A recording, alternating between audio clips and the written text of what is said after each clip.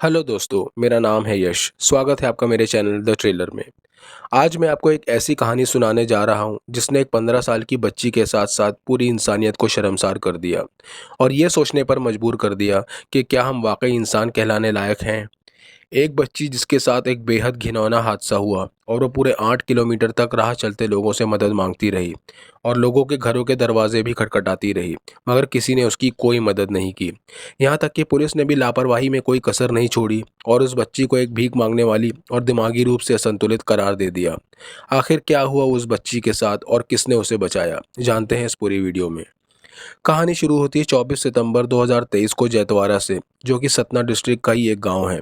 ये वो दिन था जिस दिन उस गांव में स्कॉलरशिप के एग्ज़ाम थे और ज़्यादातर स्कूलों के बच्चों को एग्ज़ाम सेंटर उस गांव से बाहर मिले थे, जिसकी वजह से सभी बच्चे अपने अपने सेंटर जा रहे थे अपने एग्ज़ाम देने के लिए।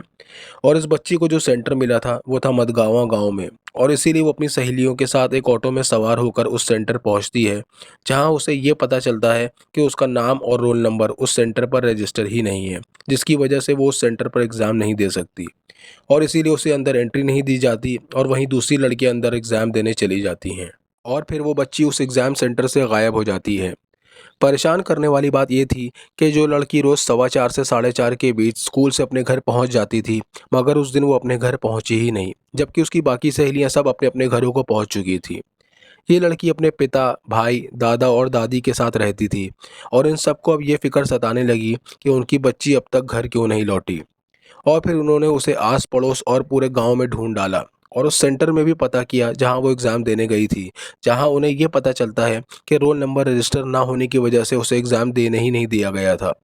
ये सुनने के बाद उनके पैरों तले ज़मीन सरक जाती है। अब तक रात के 10 बज चुके थे और आखिरकार लड़की के दादाजी कुछ गांव वालों को लेकर पुलिस स्टेशन पहुंचते हैं रिपोर्ट लिखाने के लिए।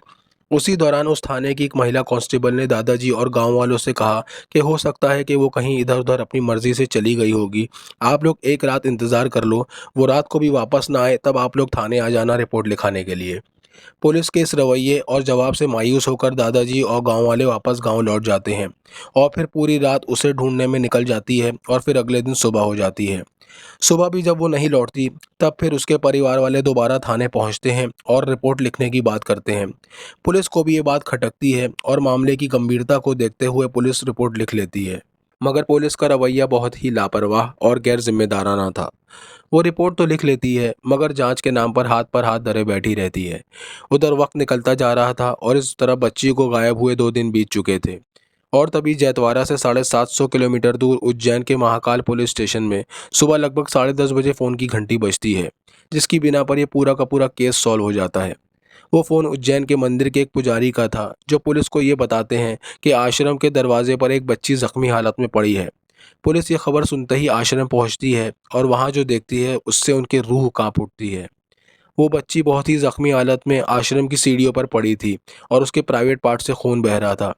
पुलिस फ़ौरन उस बच्ची को इलाज के लिए अस्पताल भेज देती है, जहां डॉक्टर्स उन्हें ये बताते हैं कि बच्ची की कंडीशन बहुत सीरियस है, क्योंकि प्राइवेट पार्ट से काफ़ी खून बह चुका है और इसका इलाज इस हॉस्पिटल में अच्छी तरह से नहीं हो पाएगा, इसीलिए उसे इंदौर के हॉस्पिटल में रेफ़र कर दिया जाता है। तहकीकात में जब पुलिस उस बच्ची से सवाल जवाब करती है, तब उन्हें उसकी भाषा से ये अंदाज़ा होता है कि ये बच्ची यहाँ उज्जैन की नहीं है। और जब पुजारी उस बच्ची की रिपोर्ट लिखाता है, तब उज्जैन पुलिस अपनी रिपोर्ट में वो लिखती है जो हकीकत से बिल्कुल अलग था। पुलिस अपनी रिपोर्ट में उस बच्ची को एक भीख मांगने वाली बताती है, जो मांग कर खाती है, जिसका दिमागी संतुलन भी ठीक नहीं है, और वो आश्रम की सीढ़ियों पर जख्मी हालत में मिली, जिसके बाद उसे इलाज के लिए अस्पताल भेज दिया गया। ऐसा लग रहा था उज्जैन पुलिस इस मामले से अपना पलड़ा झाड़ना चाह रही थी। पुलिस की लापरवाही का अंदाज़ा इस बात से भी लगाया जा सकता है कि जब पुलिस ने उस बच्ची को आश्रम की सीढ़ियों से बरामद किया, तब वो जो कपड़े पहने थी उसे देखकर कोई भी बता सकता था कि ये एक स्कूल ड्रेस है, जिसकी बिना पर पुलिस स्कूल की शिनाख्त कर आसानी से उस बच्ची को उसके घर वालों तक पहुंचा सकती थी। पूछताछ में बच्ची ने अपने पिता और दादा का जो नाम बताया, उसे भी पुलिस ने एक साथ लिख दिया, जो आगे जाकर एक बहुत बड़ा कन्फ्यूजन बन गया इस पूरी तहकीकात में। जब भी उसके बाप के बारे में पूछा जाता तो इस नाम से ये समझने में बहुत मुश्किल हो जाता कि इसके बाप का असली नाम क्या है। उधर सतना की पुलिस ने भी बच्ची को ढूंढने के लिए कोई कार्रवाई नहीं की और इधर उज्जैन पुलिस बच्ची के मिलने के बाद उसे भिखारी बताकर अपना पलड़ा झाड़ रही थी। और तभी वो बच्ची अपने होशो-हवास में आती है और अपना बयान दर्ज कराती है। वो पुलिस को ये बताती है कि वो उज्जैन स्टेशन से जब बाहर आई तो उसने कई ऑटो वालों से मदद मांगी और कहा कि वो गलती से यहाँ आ गई है, मगर किसी ने उसकी कोई मदद नहीं की। और तभी एक ऑटो वाला मिला जिसने उसे अपने ऑटो में बिठाया और एक सुनसान जगह ले जाकर उसके साथ गंदा काम किया। वो बहुत रोई, गिड़गिड़ाई, मगर उस ऑटो वाले ने उसकी एक ना सुनी और उसका गला और मुंह भी दबा दिया ताकि उसकी चीख ना निकल सके। और जब उसके प्राइवेट पार्ट से खून बहने लगा तो वो उसे वहीं उसी हालत में छोड़कर चला गया। ये वारदात जिस समय हुई उस वक्त रात के 2:30 से 3 बजे के बीच का समय हो रहा था और जिस आश्रम की सीढ़ियों पर वो मिली थी और जिस जगह पर ये वारदात हुई थी उसके बीच का जो फासला था वो था 8 किलोमीटर। और इसी 8 किलोमीटर के फासले को उसने अकेले तय किया और रास्ते में जो भी मिला उसने उससे मदद मांगी कि वो उसे किसी महफूज जगह पर पहुंचा दें। राह चलते लोगों ने इस बच्ची को घायल हालत में भी देखा, मगर किसी ने भी उसकी कोई मदद नहीं की। इस पूरे रास्ते में कई घर भी पड़े जिसका दरवाज़ा उसने मदद के लिए खटखटाया, मगर लोग दरवाज़ा खोलते, उसे देखते और फिर दरवाज़ा बंद कर देते, ये सोच कर कि ये कोई मांगने वाली है। इस पूरे 8 किलोमीटर के सफ़र में एक इंसान ने भी ना इंसानियत दिखाई और ना इसकी कोई मदद की। और आखिरकार 8 किलोमीटर चलने के बाद वो एक आश्रम के दरवाजे पर जाकर बेहोश हो गई, जहाँ एक पुजारी ने जैसे ही उसे देखा, उसे उठाकर उसके मुंह में पानी डाला और जब वो कुछ होश में आई तब उसे खाने को भी दिया। इसके बाद उस पुजारी ने उज्जैन की महाकाल पुलिस को फ़ोन करके इस घटना के बारे में बताया, जहाँ से पुलिस ने रिपोर्ट दर्ज करके उसे अस्पताल भेजा और फिर उसे इंदौर रेफर कर दिया गया, जहाँ अब बच्ची खतरे से बाहर है। सबसे चौंका देने वाला सवाल ये था कि आखिर ये बच्ची उज्जैन पहुंची कैसे। 24 सितंबर को जब उसका नाम और रोल नंबर रजिस्टर ना होने की वजह से उसे एग्ज़ाम देने नहीं दिया जाता, तब उसे लगता है कि शायद उसका सेंटर कहीं और है और वो चलते चलते पास में जैतवाड़ा स्टेशन पहुंच जाती है, जहां वो सतना से उज्जैन के बीच चलने वाली शिप्रा एक्सप्रेस में जाकर बैठ जाती है। सतना से उज्जैन के बीच का जो फासला था वो था लगभग 750 किलोमीटर और इसे तय करने में जो समय लगता था वो था 12 से 13 घंटे। और इसीलिए रात लगभग 12 से साढ़े 12 के बीच वो उज्जैन पहुंचती है, जहां उसे कुछ समझ नहीं आता कि वो कहां आ गई है। तभी वो बाहर आकर ऑटो वालों से कहती है कि उसे कुछ समझ नहीं आ रहा कि वो कहाँ आ गई है और उसे उनकी मदद चाहिए, मगर कोई उसकी मदद नहीं करता। तभी एक ऑटो वाला कहता है कि चलो मैं तुम्हें छोड़ दूंगा और उसे एक सुनसान जगह पर ले जाकर उसका रेप कर देता है। अब मीडिया की कवरेज और दबाव के कारण पुलिस वाले हरकत में आ गए और अब जो सबसे ज़रूरी काम उनके लिए था वो ये था कि जल्द से जल्द उस रेप करने वाले को पकड़ा जाए।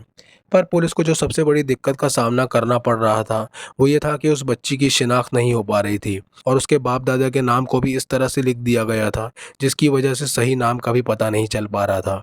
और इसी वजह से ये पता नहीं लग पा रहा था कि आखिर ये बच्ची है कहाँ से।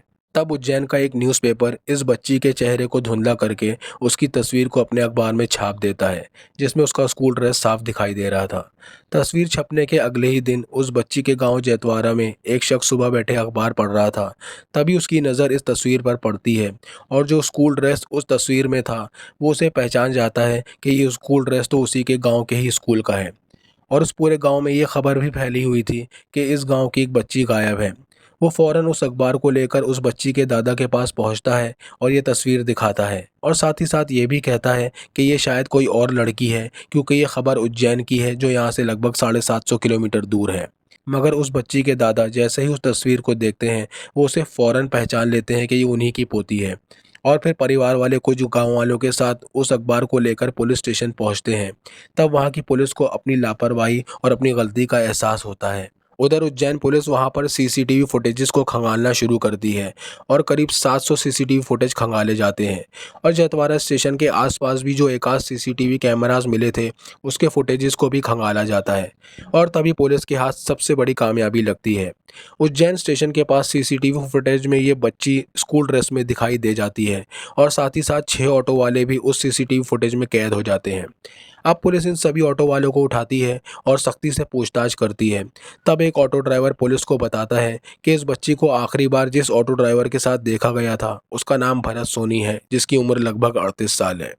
और आखिरकार पुलिस काफ़ी मशक्क़त के बाद इस भरत सोनी को गिरफ्तार कर लेती है।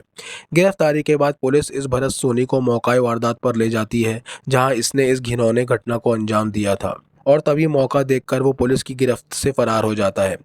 पुलिस उसका पीछा कर रही थी, तभी वो पुलिस वालों की तरफ एक पत्थर फेंकता है, जिससे एक पुलिस वाला घायल हो जाता है। इधर भरत सोनी बहुत तेज़ दौड़ रहा था कि अचानक उसका पैर एक गड्ढे में चला गया और वो बहुत तेज़ी से जा गिरा और उसे बहुत चोटें भी आईं। और तभी पुलिस ने उसे पकड़ा और उसे अस्पताल भेज दिया इलाज के लिए। अब उस पर पॉक्सो और रेप का मामला दर्ज है, जिसकी सुनवाई कोर्ट में चल रही है। इस केस की कहानी में दो सबसे अहम सवाल उभर कर सामने आते हैं। पहला ये कि क्या पुलिस अगर सही वक्त पर एक्शन लेती तो इस बच्ची को बचाया जा सकता था। दूसरा ये कि उस 8 किलोमीटर के फासले में कोई इंसान नहीं था या उनमें इंसानियत नहीं थी। पहले सवाल का जवाब यह है कि सुप्रीम कोर्ट ने इस बात को बार बार कहा है कि अगर मामला किसी बच्ची से जुड़ा हो तो देश के किसी भी पुलिस स्टेशन में सबसे पहले शिकायत दर्ज करी जाए। मगर सतना पुलिस ने इसके उलट उस बच्ची के दादा को रात को 10 बजे ये कहकर लौटा दिया कि सुबह तक इंतज़ार करो, अगर सुबह तक वो बच्ची नहीं आएगी तब रिपोर्ट लिखेंगे। और रिपोर्ट लिखने के बाद भी ना उसे ढूंढने की कोशिश की और ना ही कोई कार्रवाई की। उधर उज्जैन पुलिस ने भी अपना पल्ला झाड़ने के लिए लापरवाही बरतते हुए उस बच्ची को एक भिखारी बता दिया और यहाँ तक उसका स्कूल ड्रेस की भी कोई शिनाख्त नहीं की, जिससे उसके परिवार वालों का पता चल सके। दूसरे सवाल का जवाब है कि वो बच्ची किसी जंगल में नहीं भटक रही थी। हालांकि उस वक्त बहुत देर रात हो चुकी थी, मगर कोई बच्ची इतनी देर रात अगर मदद के लिए आपका दरवाज़ा खटखटाती है तो क्या आपको अजीब सा नहीं लगेगा कि आप उसकी मदद नहीं करेंगे। मगर कुछ दरवाजे तो खुले ही नहीं, और जिन्होंने दरवाज़ा खोला भी उन्होंने उसे झड़क कर भगा दिया। यहाँ तक राह चलते उसे कुछ लोग मिले जिनसे उसने मदद मांगी, मगर किसी ने उस बच्ची की कोई मदद नहीं की। ये कहानी हमें झकझोर कर रख देती है और ये सोचने पर मजबूर करती है कि क्यों हमारी पुलिस वक्त पर नहीं जागती, और जागती तब है जब बहुत देर हो चुकी होती है। और साथ ही साथ समाज के उस पहलू को भी उजागर करती है जिसमें लोगों में इंसानियत ख़त्म होती जा रही है और हम एक दूसरे की मदद करना भूल गए हैं। अगर पुलिस वक्त रहते अपना काम करती तो शायद उस बच्ची को इस घिनौने हादसे से बचाया जा सकता था। आपकी क्या राय है इस बारे में कमेंट सेक्शन में लिखकर ज़रूर बताएं। चैनल को लाइक और सब्सक्राइब करें। मिलते हैं नेक्स्ट वीडियो में।